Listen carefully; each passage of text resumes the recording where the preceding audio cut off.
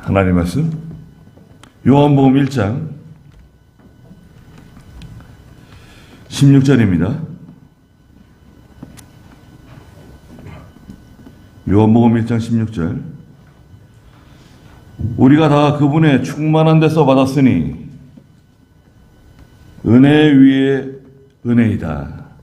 이는 율법은 모세를 통하여 받았고 은혜와 진리는 예수 그리스도를 통하여 왔기 때문이다. 일찍이 아무도 하나님을 보지 못하였으나 아버지의 품속에 계신 독생하신 하나님께서 나타내 보이셨다. 그랬습니다. 거기 15절에 보시면 요한이 그분에 대하여 증언했다 그랬습니다. 이 요한은 세례 요한이죠. 세례 요한은 예수님보다 6개월 먼저 세상에 왔죠. 누가복음 1장 26절 읽어주시겠어요? 누가복음 1장 26절.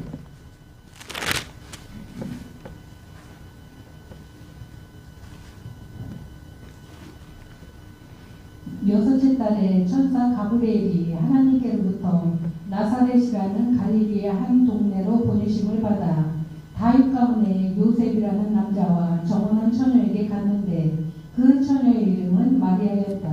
네, 여섯째 달에 엘리사벳이 임신하였는데요. 거기 24절에 보면 제사장 사가랴의 아내 엘리사벳이 임신했는데 5달 동안에는 은거했어요. 드러내지 않고 지냈어요. 왜냐하면 그 사가랴하고 엘리사벳이 나이가 있었어요. 임신하지 못하고 나이가 많아져 가지고요.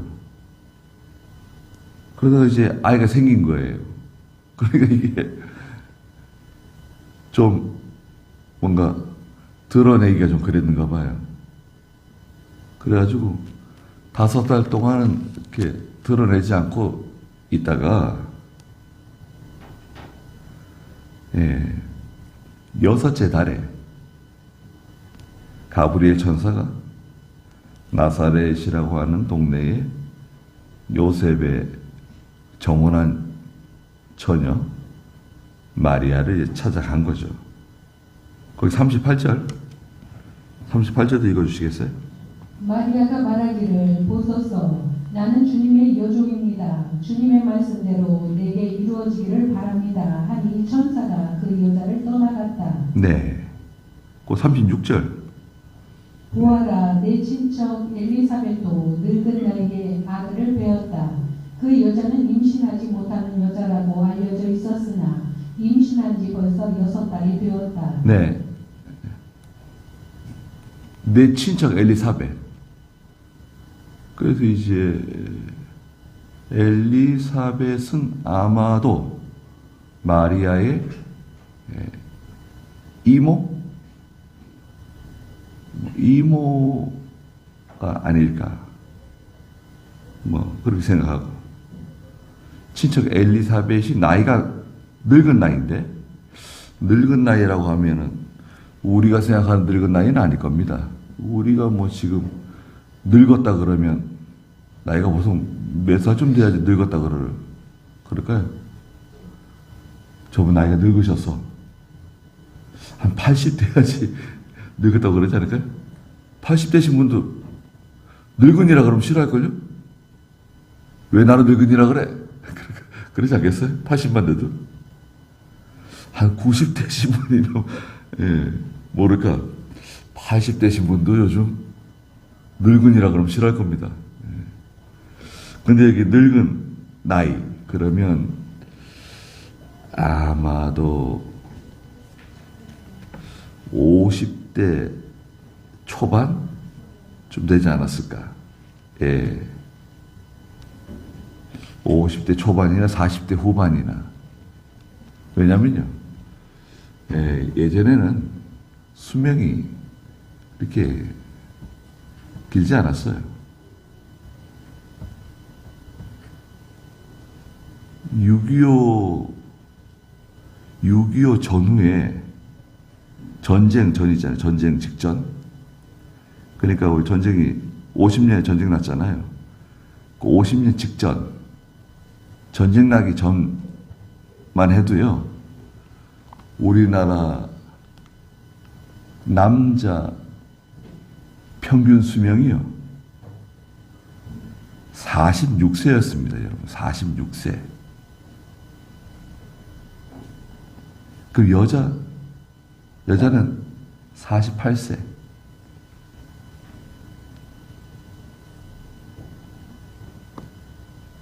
정말인가? 정말이에요. 그러니까 평균 수명이 높지가 않았어요. 병 때문에 죽고, 술 많이 마시고 죽고, 또, 이 의료시설이 잘 갖춰지지 않아가지고, 갑작스럽게 일이 생기면 처치를 못해가지고 또 죽고. 평균 수명이 남자 46세. 지금 얼마나 오래 사는 겁니까? 2배나 살아, 2배. 몇 년 전까지만 해도요, 몽골이 그랬어요, 몽골. 몽골 평균 수명이 남자들 46세, 45세였어요. 지금 좀 늘었어요. 좀 늘었는데, 몽골 사람들도 오래 못 살아요. 그러니까, 몽골은 우리나라 50년대 전후 수준으로 봐야죠. 병원 가도 그냥 뭐 타이레놀, 아스피린 이런 거 처방하고, 병원 가도 치료가 잘 안 되고, 그냥 낑낑 아는 거예요, 집에서. 지금도 그래요. 병원 가면 줄만 길게 서 있지, 아침부터 줄 길게 서 있어요, 이렇게. 병원 그 계단으로 해가지고 입고 가요. 그 의사는 늦게 출근합니다. 그래, 뭐, 아파가지고 앉아있는 사람, 누워있는 사람 막 있는데, 의사가 바쁜 일 있다고 문 닫고 가요. 그럼 기다리고 있는 사람은 어떻게 됩니까? 아침부터 와서 기다리고 있는데, 쭉 기다리고 있는데, 의사가 가면 미안하다는 말도 안 해요. 그냥 가요. 누구한테 항의합니까? 지금 몽골이 그래요. 병원들이 그래요. 그렇다고 뭐 엑스레이 무슨 MRI 이런 거 없어요. 그냥 엑스레이는 병원은 좋은 병원이에요. 우리나라 엑스레이 없는 병원은 어디 있습니까? 엑스레이는 기본인데 엑스레이 같은 거 없어요. 엑스레이, 초음파, 뭐 CT, 이런 거 없어요. 그냥 의사만 있어도 고마운 건데, 그마다 그 의사는 그렇게 환자들을 이렇게 생각하는 그런 의사가 아니고, 돈 많이 주면 봐주고, 뒤로 이렇게 좀 봐주고, 돈 없는 사람은 기다려야 돼. 줄서 기다려야 돼. 기다리고 있다가 의사가 문 닫고 가면 또 내일 또 다시 와야 돼요. 멀리서 와가지고. 그래 살겠어요. 의사 만나려다가 죽게 생겼어요. 한국인들이 운영하는 병원들도 있는데 거긴 또 너무 비싸요. 의료보험이 잘 안 돼가지고.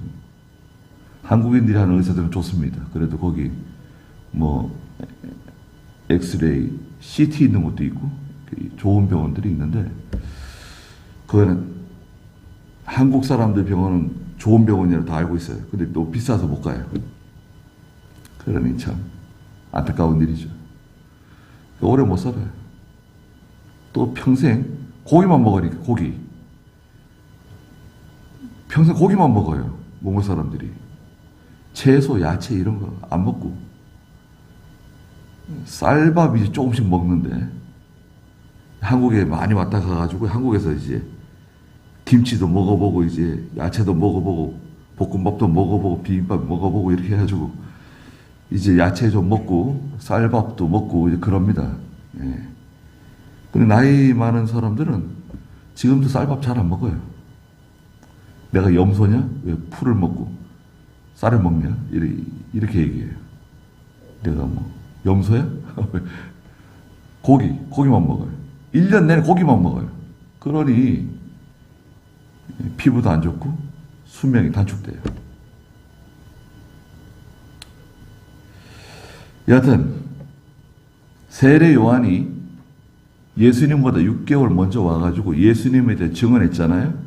내가 말하는데 내 뒤에 오시는 분께서 나보다 앞서신 것은 그분께서 나보다 먼저 계셨기 때문이다. 예수님은 세례 요한보다 훨씬 먼저 계셨죠. 얼마나 먼저 계셨죠? 8장 58절에서는 아브라함보다 내가 먼저 있었다 그랬어요. 예수님께서요. 나는 아브라함보다 먼저 있었다고. 8장 58절 읽어주시겠어요? 예수께서 그들에게 말씀하셨다. 내가 진정으로 너희에게 말하는데 아브라함이 태어나기 전부터 나는 있다. 내가 아브라함 태어나기 전부터 있다. 그러니까 듣는 사람들이 돌을 들어서 예수님 치려고 그랬어요. 이 젊은 사람이 이게 뭐 하는 짓이냐? 예수님 지금 31 되셨는데 내가 아브라함보다 먼저 있었다니까 돌 들고 치려고 그랬어요.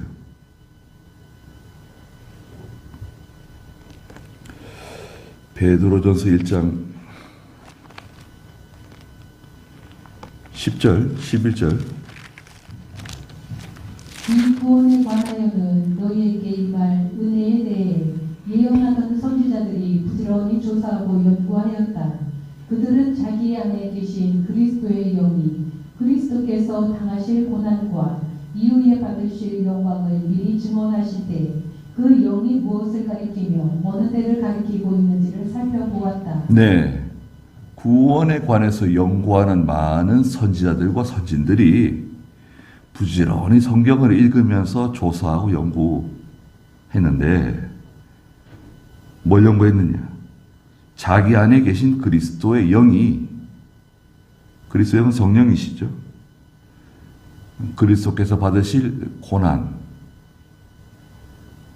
그리스도께서 이 세상에 오셔서 당하실 고난에 대해서, 또 이후에 받으실 영광에 대해서 부지런히 연구하고 또 증언하실 때 그 영이 무엇을 가리키며 어느 때를 가리키고 있는지 자세히 성경을 살펴봤다는 거예요.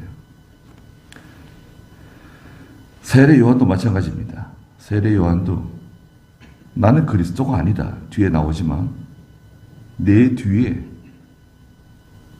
진짜가 오신다. 내 뒤에 메시아께서 오신다. 말했어요. 16절에 우리가 다 그분의 충만한 데서 받았으니 은혜 위에 은혜이다. 그분은 예수 그리스도죠.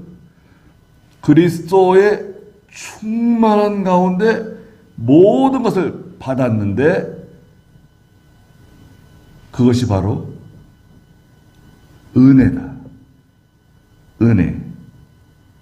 은혜라고 하는 것은 하나님의 은혜. 은혜 받잖아요. 은혜 받았잖아요.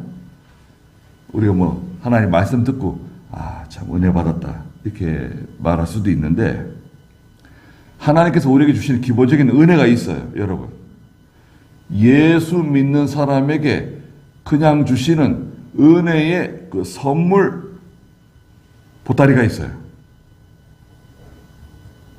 그게 왜 보따리냐? 그 은혜의 보따리 속에는 첫째, 하나님의 선택이 있어요, 여러분. 우리 선택하셨잖아요. 하나님의 선택, 하나님의 예정, 하나님의 부르심. 하나님 우리 부르셨잖아요. 부르심을 받은 사람만이 예수를 믿어요. 하나님의 구속, 대속의 은혜, 죄사함의 은혜, 구속을 받았죠. 또 하나님의 자녀 되었죠. 새 생명 주셨죠. 영생 주셨죠. 영생, 영원한 구원, 하나님의 나라, 천국 주셨잖아요. 이게 다 뭐예요? 충만한 은혜예요. 은혜 위에 은혜다. 그리스도 안에서 모든 충만한 것들 가운데 다 받았는데 은혜 위에 은혜다. 이것이야말로 정말 대단한 은혜다.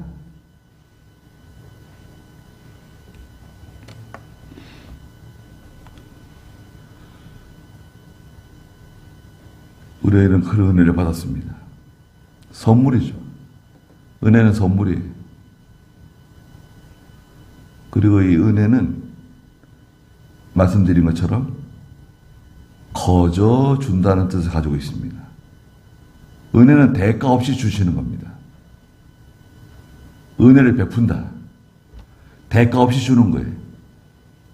대가 없이 주는 거 있잖아요, 우리가. 누구한테 주는데 대가 없이 주는 거 있잖아요. 네, 주는 거. 긍휼한 마음으로, 불쌍히 여기는 마음으로 대가 없이 주는 거 있잖아요. 그게 은혜를 베푸는 거예요. 그게 은혜예요. 그리스도 안에서 우리에게 주시는 은혜. 17절, 이는 율법은 모세를 통하여 받았고 은혜와 진리는 예수 그리스도를 통하여 왔기 때문이다. 그랬습니다. 자, 율법이 있는데요. 율법의 대강령은 지난주에 우리가 말씀 보았던 것처럼 십계명입니다. 율법의 강령은 십계명이에요. 율법을 주신 목적이 뭔가요? 율법을 주신 목적이 뭐죠? 첫째는 로마서 3장에 있는 것처럼 죄를 깨닫게 하기 위해서 주셨어요. 율법은 죄를 깨닫는 거예요. 율법이 살인하지 말라. 살인하면 죄. 형제를 미워하는 것도 살인이다. 간음하지 마라. 도둑질하지 마라. 안식일을 거룩하게 지켜라. 거짓말하지 마라. 탐내지 마라. 그걸 어기게 되면 죄예요. 죄를 깨닫는다. 두 번째는 인간의 전적 무능, 인간의 전적 부패, 무능을 깨닫는 거예요. 율법을 통해서. 인간의 힘으로는 율법을 완성할 수가 없어요. 한 명도 없어요. 아담, 하와 이후로 온 인류는 율법을 완성할 수 있는 인간이 한 명도 없어요. 오직 예수 그리스도 밖에는 없어요. 예수님은 사람으로 이 세상에 오셨죠. 그리고 율법을 완성하셨어요. 인간으로 오신 하나님께서 율법을 완성해 주셨어요. 그리고 율법을 통해서 세 번째, 하나님의 뜻을 깨달아요. 하나님이 원하시는 것이 무엇인가 알게 돼요. 네 번째는 율법을 통해서 성도의 바른 생활, 규범, 어떻게 살아야 되는지를 알게 돼요. 또 다섯 번째는 율법을 통해서 예수님을 찾아갈 수 있어요. 예수님을 찾아가요. 예수님께로 인도하는 좋은 선생님이 몽학 선생. 갈라디아 3장 26절인가요? 4장 26절인가요? 예? 3장 26절. 한번 읽어주시겠어요? 그리하여 율법이 그리스도께서 오실 때까지 우리의 가정교사가 되었으니 이는 우리가 믿음으로 말미암아 의롭다 하심을 얻게 하시려는 것이다. 네. 3장 24절. 그 다음 여섯 번째, 율법은 우리의 영을 자라나게 해줘요. 율법을 잘 순종하면 잘 자라납니다.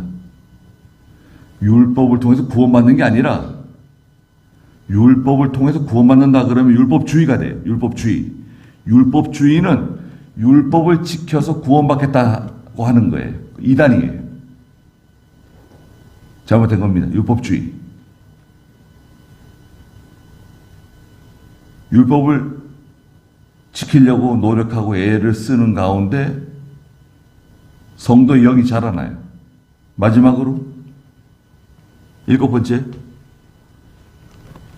계명, 율법 잘 지키면 천국에서 상이 많아요. 천국에서 많은 상을 얻게 됩니다. 마태복음 5장 17절 19절에서 예수님께서 큰 자가 있고 작은 자가 있다 그랬어요. 큰 자가 있고 작은 자가 있어요. 아니 천국에서 왜 사람을 차별하냐? 차별하는 게 아니라 큰 자가 있고 작은 자가 있다는 거예요. 다 모세고 다 바울 같고 다 베드로 같고 그래요? 절대 그렇지 않습니다. 어떤 사람은 임종하면서 예수 믿고 임종하시는 분도 있어요. 병원에서 임종하기 전에 저 이제 예수 믿습니다. 그리고 임종해요. 그 사람하고 일평생 선한 싸움 싸우고 달려갈 길을 다 달리고 믿음을 지킨 사람하고 같다? 그러면 그게 역차별이죠. 불공평이죠. 그렇지 않습니까? 우리가 이렇게 주일 지키면서 수고하고 다른 사람들 다 쉴 때 주일날 예배당에 나와서 기도하고 하나님께 예배드리고 주일날 새벽 예배드리고 아침에 성경 공부하고 오전 예배드리고 오후 예배드리고 그게 쉬워요? 우리 뭐 1부, 2부, 3부 예배 이렇게는 없지만 그래도 우리가 오전에 이렇게 성경 공부하잖아요. 한 40분, 45분. 그리고 이제 오전 예배 드리고 점심 먹고 오후 예배 드리고 낮 예배 드리고 그러면 3부 예배예요. 다른 게 같으면 3부 예배. 저녁 예배 드려보세요. 4부 예배. 저녁 예배 드리면 저는 좋을 것 같은데 여러분들은 힘드시겠죠. 네. 저녁 예배 드린다 그러면 좋아할까요? 안고사님, 주일날 저녁 예배 드리면 어떨까요? 안고사님 나오실 수 있겠어요?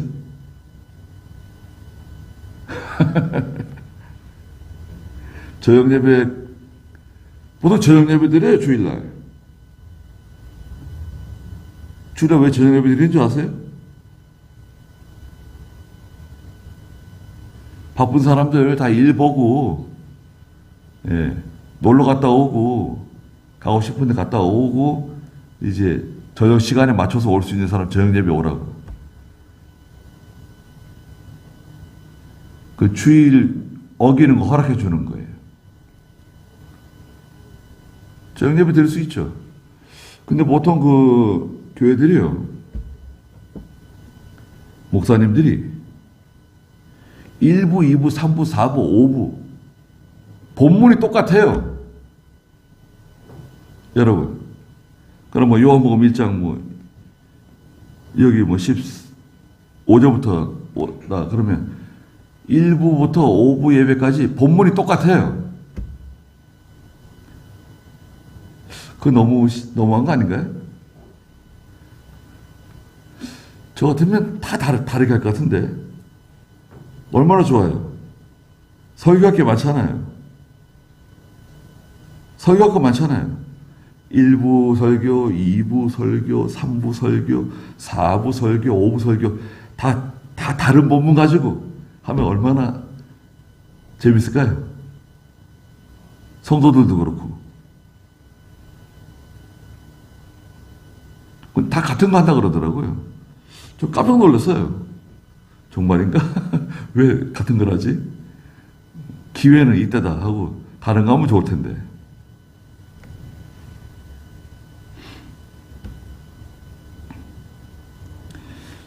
율법은 모세를 통해서 하나님 주셨죠. 출애굽기 20장에서. 은혜와 진리는 예수 그리스도로 통하여 우리가 받았어요. 예수 그리스도는 진리의 완성이에요. 신구약 성경의 완성이에요. 그리스도는. 진리는 예수 그리스도로 통해서, 은혜와 진리는 예수 그리스도로 통해서 우리에게 왔습니다.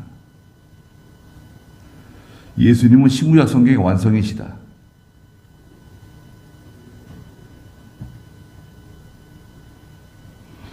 예수님이 완성해 주신 거예요. 신구약 성경을.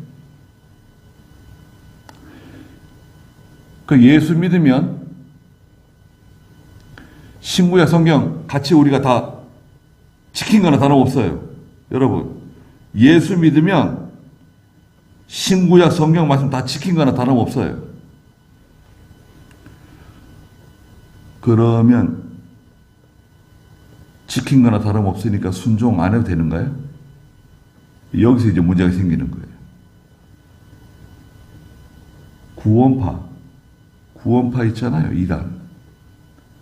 예수 믿으면 성경 지킬 필요 없다는 거예요. 죄 용서함 받았다. 우리 죄 용서함 받았습니다. 예수님을 통해서 우리는 하나님 말씀 다 지킨 거나 다름없습니다. 그러니 뭐 말씀대로 살아야 된다, 믿음으로 살아야 된다, 주의를 지켜야 된다, 그럴 필요 없다. 다 완성된 거다. 그렇게 말해요. 여러분, 그거 잘 들으셔야 됩니다. 그거는 이단이에요. 그걸 구원파라 그래요. 특히 요 근래는 다락방 아세요? 하여튼 여러 종류의 이단들이 있기 때문에 말을 끝까지 들어야 돼요. 이단들이 하는 말은 여러분 끝까지 들어야 돼요. 끝까지. 왜 끝까지 들어야 되느냐? 이단들은 끝이 약간 달라요. 끝이 약간 달라요. 그게 이단이에요. 18절, 일찍이 아무도 하나님을 보지 못하였으나 아버지의 품속에 계신 독생하신 하나님께서 나타내 보이셨다. 여러분, 율법은 모세를 통해서 우리가 받았죠. 은혜와 진리는 누굴 통해서 받았죠? 은혜와 진리는 예수 그리스도를 통해서 받았어요. 그 은혜와 진리를 우리가 보통 복음이라고 해요. 복음. 그럼 율법과 복음은 다른 것이냐? 자, 여러분, 이게 중요합니다. 율법과 복음은 다른 것이냐? 다른 게 아니에요. 하나예요, 하나.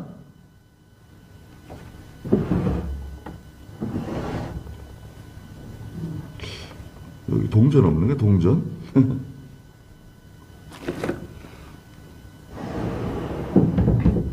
동전 있잖아요, 여러분. 동전은 이쪽에서 보면 율법이에요. 보세요. 동전 이쪽에서 보면 율법이고 뒤에는 복음이에요. 하나에 하나. 율법과 복음은 하나입니다. 구약 따로, 신약 따로 이렇게 나누면 안 돼요. 구약도 복음이에요. 구약이 왜 복음이냐? 창세기 3장 15절에 여자가 아들 낳을 거라고 첫 번째 복음이 기록되어 있잖아요. 가나안 땅 주시겠다 그러잖아요. 가나안 안식. 가나안 안식은 영원한 천국의 안식을 상징적으로 보여주시잖아요.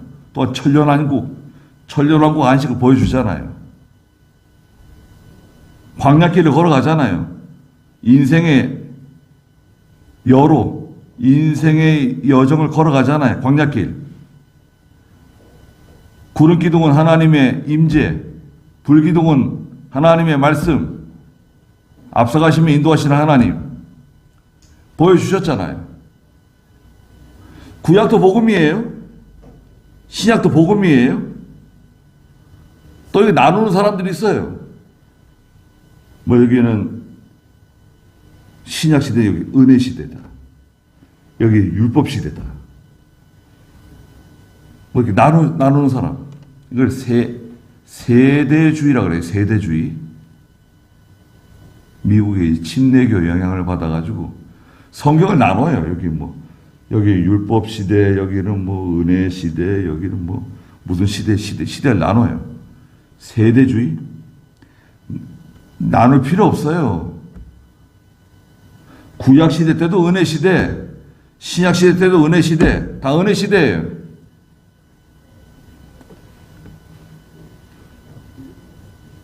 우리는 하나님의 말씀을 전할 때 율법적으로 전한대요. 율법적으로 전하면 안 되고 복음적으로 전해야 된대요. 율법적으로 전한다? 그 말 자체가 잘못된 거예요. 이게 신복음주의 영향인데요. 들어두세요. 그걸 신복음주의라 그래요. 율법적으로 말씀을 전한다? 아니에요. 그렇게 말하면 안 되지. 성경적으로 말씀을 전한다 그래야지. 성경적으로. 그럼 예수님도 율법적으로 말씀 전하신 거예요? 여러분, 성경에 예수님 말씀하시는 거 있잖아요. 마태복음, 마가복음, 누가복음, 요한복음. 예수님이 다니시면서 말씀 전하시잖아요. 이사야에 있는 말씀도 전하시고 또 다른 성경 구약에 있는 말씀 전하시고 그러시잖아요. 마귀가 시험할 때 시험을 이기시 신명기에 있는 말씀 전하시고. 그럼 예수님께서 율법적으로 말씀하신 건가요? 아니, 왜 그래요? 복음적으로잖아요. 복음적으로. 율법과 복음은 하나예요. 여러분.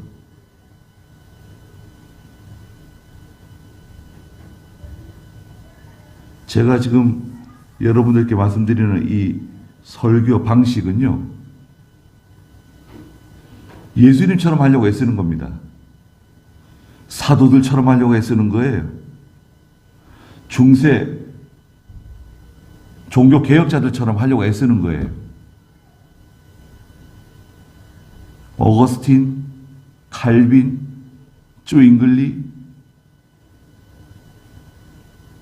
또 영국의 찰스 스펄전,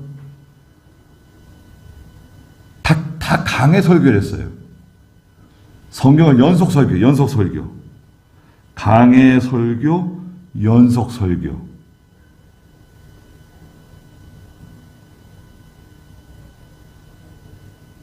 저는 제목 설교 안 하잖아요. 이렇게 말씀하신 거, 이렇게 말씀 전하신 거예요. 이사야가 말하는 거, 예레미야가 말하는 거, 에스겔 선지자가 말하는 거, 그들처럼 말씀 전하기를 바래요. 율법은 모세를 통해서 받았고 은혜와 진리는 예수 그리스도를 통해서 받았다. 그러나 이건 다 하나다. 하나입니다. 그리고 아버지 품속에 계신 독생하신 하나님, 독생자, 하나님의 독생자라는 뜻이에요. 독생하신 하나님은 하나님의 독생자, 독생자이신 하나님이라는 뜻이에요. 하나님의 독생자, 독생하신 하나님, 예수 그리스도를 우리에게 나타내 주셨다, 보내주셨다는 거죠.